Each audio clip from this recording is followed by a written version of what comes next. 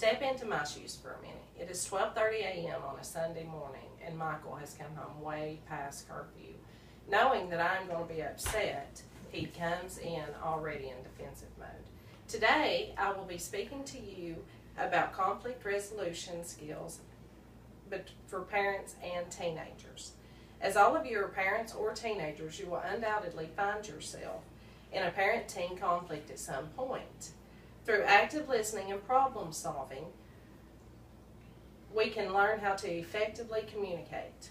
Being a mother with 5 teenage children, I have had both positive and negative conflict resolution experiences.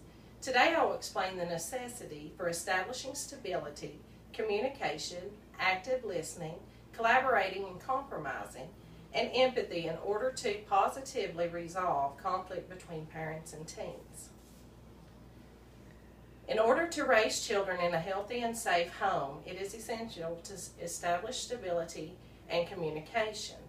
According to Barkley and Robin in their 2014 book on teen defiance, no teen reacts to the introduction of penalties with joy and glee, so tempers are almost guaranteed to flare.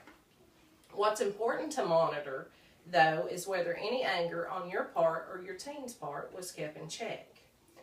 I myself am guilty of not keeping my anger in check. For instance, if one of my children walk away mumbling under their breath, I should just let this go. But instead, what do? I follow behind them stating how impolite it is to walk away from me while I'm talking, and if they have something to say, they should say it to where I can hear it. We all know this is generally not something I want to hear. Things that are guaranteed to cause conflict is defiant behaviors from the teen, and in turn the correlating penalties for teenagers.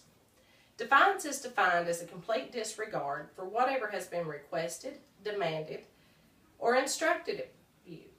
A few examples of defiant behaviors include yelling, screaming, lying, and swearing.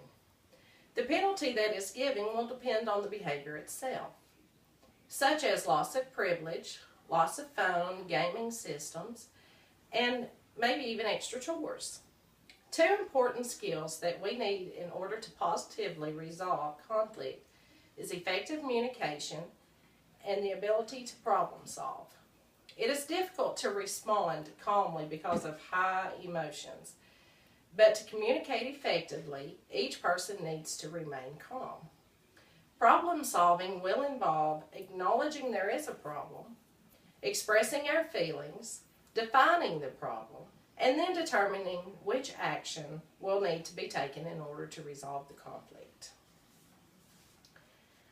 Now that we have identified the need for stability and communication, we will discuss collaborating and compromising in the area of conflict resolution.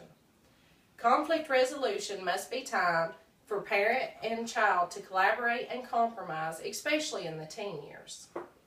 In the journal, Middle and Late Adolescence, Conflict Resolution Skills with Siblings, Association with Interparental and Adolescent Conflict, published in 2000 by Marla Weiss-Weather, an author who has been published repeatedly in the Journal of Adolescence. Developing conflict resolution skills during a teen's formative years is especially important, because such skills or lack thereof will most likely influence the current and future family relations.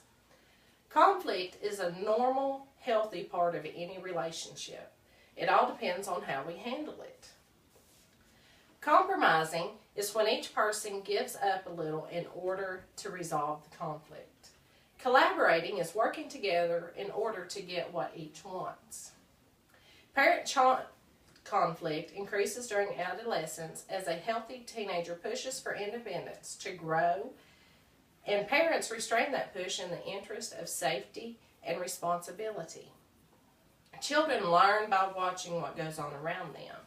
Developing conflict resolution skills will start with interparental conflict. How teenagers see their parents deal with conflict with each other will greatly influence the way they handle it themselves. If the parents teach collaboration and compromise during conflict, it is likely that the teenager will do the same with their parents, siblings, and peers. Lastly, let's discuss the importance of teaching and modeling empathy. When parents and children actively listen, empathy can be taught and felt, positively reinforcing the feelings of all involved. On the National Crime Prevention Council website, I have found an article written in 2014 entitled Conflict Management for Parents. According to the article, give your child some special time each day. This may be really tough in today's busy world, but experts tell us that 20 minutes of positive adult attention per day dramatically reduces the children's aggressive behavior. The article also talked about modeling positive conflict management. In order to do this, parents must manage conflict effectively, not only with their children, but also with other personal relationships. Active listening is a communication technique which requires the listener to repeat what they hear to the person speaking by restating what they have heard in their own words, to confirm what they heard so that both parties are in understanding. Empathy is the ability to share the feelings of others. When tempers flare, our ability to empathize and creative problem solving goes straight out the window. Sometimes it's best to walk away for just a little while and address the issue when everyone has had a chance to calm down.